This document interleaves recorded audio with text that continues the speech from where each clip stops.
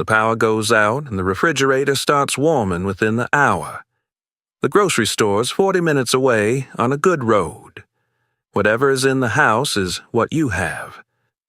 My name is Gideon Adkins, born outside Harlan, Kentucky, in a holler my grandfather cleared by hand. My people did not have refrigerators. They did not have grocery stores within 40 minutes. They had a pantry, a root cellar, a spring house, and 5 principles that governed all of it. Remove the water, remove the air, use heat or cold, use salt and acid, or let it ferment. Every trick on this list comes down to one of those 5, 25 methods. Ruth kept her tally penciled on the beam above the jars. 211 one fall. Not abundance, discipline. That is what kept a family fed through a Kentucky winter. Let us go through them. Number 1. Water glass and eggs. Unwashed eggs, less than a day old. Bloom on the shell, that invisible seal the hen lays there. Submerge them, pointed end down in slaked lime and water in a crock. Lime seals the pores. Eggs keep 6 to 12 months without a lid or flame. One rule: store-bought eggs will not work. Washing strips the bloom, and the bloom is everything. Ruth kept a crock on the bottom shelf every single winter. Same crock, same lime, same result, nothing to it. Number 2. Leather breeches, green beans strung whole on needle and thread, hung from rafters or the porch until shriveled to something resembling worn leather. That is where the name comes from. Once dry, stored in a cloth sack. Come winter, soaked overnight, simmered long hours with fat back. Greasy bean varieties worked best, smooth pods with no fuzz holding moisture. Where this started is honestly contested. Some credit Cherokee tradition, some say German settlers. Both were here. Both dried beans. It belongs to the mountains. Number 3. The root cellar. Dug into a hillside or under the house itself. The earth does what a refrigerator does without a single moving part or wire. Cool in summer, stable in winter, never freezing. Potatoes, apples, turnips, cabbages. Layered in straw or dry sand so they never touched. One rotten apple pressed against its neighbor will take the whole bin before February is out. The root cellar was not storage. It was the difference between eating in March and not eating in March. Number 4. The spring house. Built over a natural spring or beside one, water channeled through. Cold groundwater kept milk, butter, and cheese at a stable temperature without ice, without electricity, without anything purchased at all. Dairy spoils fastest. That is why the spring house came before almost every other outbuilding on a mountain farm. Clara kept the butter there through summer. Came back firm every time. The spring on our land ran cold even in August. That is what a spring house is. Cold that never quits. Number 5. Render and lard. Hog killing day came in late fall after the first hard freeze. Fat was cut away, slow cooked until pure, then strained through cloth into crocks or tins. Sealed from air, stored in the spring house or cool pantry, it kept for months. Lard was the primary cooking fat. Not a backup, not a substitute. The thing itself. Every biscuit Ruth ever made came from that crock. Every skillet of cornbread. Fat from one hog carried a family through a full year of cooking. Number 6. Salt curing and smoking hams. Hog killing day produced more than lard. Hams and shoulders packed in salt, sometimes with saltpeter, left for weeks. Salt drew moisture out. Bacteria need moisture. Remove it and meat keeps. Then the smokehouse. Slow hickory or oak fire, days of it, laying a preserving layer of compounds onto the surface on top of the cure. Farm day books recorded the date, the count, the weight. Hog killing was timed to the first hard freeze. Always. Cold was part of the process. Number 7. Apple butter. Apples cooked down in a copper kettle over an outdoor fire, stirred for hours until dark and thick and spreadable. No added pectin. The long cook broke down the fruit itself, sealed in jars, carried through winter. It was the filling between layers of an Appalachian stack cake. Not every family could afford a frosted cake, so neighbors each brought one layer. The cake assembled at the gathering. The apple butter did not just feed a family, it brought them together. Number 8. Sun and rafter drying fruit. Sliced apples and peaches laid on cloth in direct sun, or strung on thread and hung from rafters inside. Drying removes the water microbes need to grow. No water, no spoilage. One of the oldest methods on this list, and the one requiring the least. Ruth strung apple rings every August. The whole porch in rows. Pumpkin, sweet potato, corn, okra went the same way. Whatever the garden gave in abundance, the sun handled. All it cost was time. Number 9. Sauerkraut. Shredded cabbage packed tight with salt into a stoneware crock, weighted under its own brine, left to ferment several weeks. That is all. The salt does the selecting. It favors bacteria that produce lactic acid and kills ones that cause spoilage. You are not guessing. You are creating conditions where only the right organisms thrive. No heat, no jars, no equipment beyond a crock and weight. Cabbage and salt, time does the rest. Mountain families understood fermentation without ever using that word. Number 10. Vinegar pickling. Cucumbers, beets, peppers, onions packed into jars with a brine of vinegar, salt, and spice. Vinegar's acidity kills bacteria. Salt reinforces it. Together they make an environment nothing harmful can survive. No pressure cannon needed. No specialized equipment. A stove, some jars, and vinegar was all it took. That made it the most accessible preservation method for families with the least. Ruth taught Clara pickling the first summer she came to this family. That is exactly where I would start, too. Number 11. Mason jar canning. Once jars became affordable, families canned everything.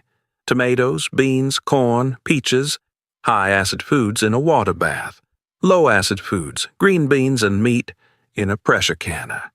Heat killed the microorganisms. The vacuum seal formed on cooling kept everything else out. Ruth penciled tallies on the beam above the jars. 211 one fall.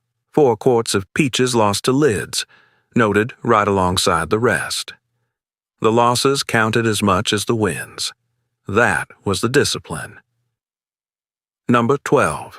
Sand-packed root vegetables. Sweet potatoes and carrots packed into boxes of dry sand and stored in the cellar. The sand regulates moisture around the vegetable. Too dry and it shrivels. Too damp and it rots. Sand holds it in between. No jars, no heat, no salt. Just a box, some dry sand, and a cool, dark space. It is not complicated. That is the point. The simplest methods on this list are often the most overlooked. This one costs nothing and it works. Number 13. Saving seed corn. The best ears set aside every harvest. Dried thoroughly. Stored separate from the eating corn in a ventilated crib. Not mixed in, not an afterthought. Separate, because seed corn was not this year's food. It was next year's crop. A poor seed-saving year did not just mean an empty pantry. It meant a failed planting come spring. Consequences ran 2 seasons deep. Ruth treated the seed tin the same way she treated the notebook. Both were the future, written down. Number 14. Braided onions and garlic. Cured after harvest, outer skins dried down. Braided by the stems into long ropes and hung in a dry, ventilated spot. pantry, porch, or shed. Anywhere air moved and moisture did not collect. Braden kept them off the ground. Air circulated around every bulb. Pull one at a time without disturbing the rest. Ruth's kitchen ceiling in October held more than onions. Every rafter had something on it. The house itself became the storage. That was the mountain way. Number 15. Churned butter storage. After churning, butter was worked, pressed, and folded repeatedly to push out every last trace of buttermilk. Buttermilk left in causes rancidity. Get it out and the butter keeps. Pack it into a crock, sometimes under brine or salt. Store it in the spring house or root cellar. The buttermilk was never wasted. Used in baking, in cooking, drunk on its own after a heavy meal. Clara churned on Mondays without exception, summer or winter. That was the rhythm of it. Number 16. Wood ash lye hominy. Dried corn kernels simmered in lye water made from wood ash run through the hopper. The lye loosens and removes the tough outer hull. What remains is hominy, softer, more digestible. A different food from the kernel you started with. Nixtamalization. The same process that made corn the backbone of civilizations across the Americas. Mountain families arrived at it through the ash hopper beside the fireplace, using what was already there. Nothing bought, nothing wasted. The ash did the work. Number 17. Weevil-proofing cornmeal and flour. Dry goods in tins or cloth sacks in a cool, dry pantry. That slowed infestation, but the old trick was simpler. A bay leaf inside the container. The oils in the leaf are disliked by most pantry pests. Weevils avoid them. I will not oversell this. Costs nothing. Takes 10 seconds. People have been doing it for 200 years, which is longer than any product on a store shelf has been around. That is enough of a reason. Number 18. Molasses. Refined sugar was expensive in these mountains. Sorghum cane was not. You grew it, cooked it down, pressed it, stored the molasses in jugs or tins. That was the sweetener. It turns up in everything. Gingerbread, baked beans, stack cake, cornbread when you wanted it sweet. A household going into winter with a full jug of molasses was in better shape than one without. And most people understood that without being told. Sorghum fed more mountain winters than refined sugar ever did. Number 19. Sassafras tea. Roots dug in early spring, cleaned, boiled into tea. Taken as a tonic alongside ramps and wild spring plants. Real and widespread in these mountains. I have to be plain. In 1960, the FDA banned saffrole, the oil in sassafras root, as a food additive after animal studies raised cancer concerns. Presenting this as history, not a recommendation. You deserve to know. Bessie Stamper made it every spring. That is a fact. What you do with it is yours to decide. Number 20. Cracklings. When lard was rendered, the fat did not disappear completely. What remained in the pot after the pure fat was strained out were browned, crisped bits of skin and tissue. Cracklings. Not thrown away. Eaten as a snack straight from the pot, still warm. Or worked into cornbread batter. Crackling bread, dense and rich and nothing like cornbread from a box. Hog-killing day produced cracklings the same way it produced lard and salt pork and everything else. Nothing left the process wasted. Number 21. Salt pork and streak of lean. Distinct from a cured ham. Fatty pork cuts packed in dry salt or brine, not smoked, just salted and stored. Shelf-stable through winter without a smokehouse. Its purpose was flavor and protein in the pot. A chunk dropped into beans or leather britches at the start of a long simmer. It seasoned everything it touched. There was a pot on the back of the stove all winter. every single winter. Always had streak of lean in it. Number 22. Homemade apple cider vinegar. Apple peels, cores, or whole cider left to ferment in a cloth-covered crock. First, it turns to hard cider. Left longer, airborne bacteria finish the work, and it turns to vinegar. Sometimes a visible mother culture forms on top, proof the process is working. That vinegar went straight into the pickling described earlier. The orchard fed the pantry fed itself. Nothing bought that the farm could produce. That was the whole operating principle of the mountain kitchen. Number 23. Cloth-wrapped waxed cheese. Farm cheese wrapped in cloth and coated in wax to seal out air and moisture. Stored in a cool cellar or spring house. No refrigeration. The principle is the very same one running through this list. Air is the enemy. Moisture is the enemy. Remove both and food lasts. Wax does that for cheese the same way a sealed jar does it for peaches. Simple enough that a child could do it. Effective enough to keep cheese through a mountain winter. Number 24. Saltpeter and historical curing. Potassium nitrate. Used alongside salt in historical meat and egg curing. An early preservative, one of the older tools in the pantry. I'm presenting it the same way I presented sassafras. History, not a recommendation.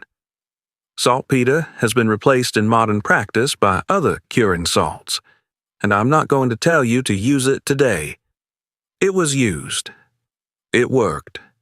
That is an honest record, and that is as far as I will take it. Number 25. Dried beans and peas in cloth sacks.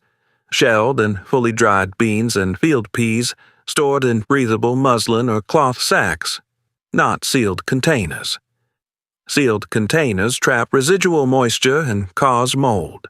Cloth lets the beans breathe while keeping dust and pests out. Hung or shelved in the pantry.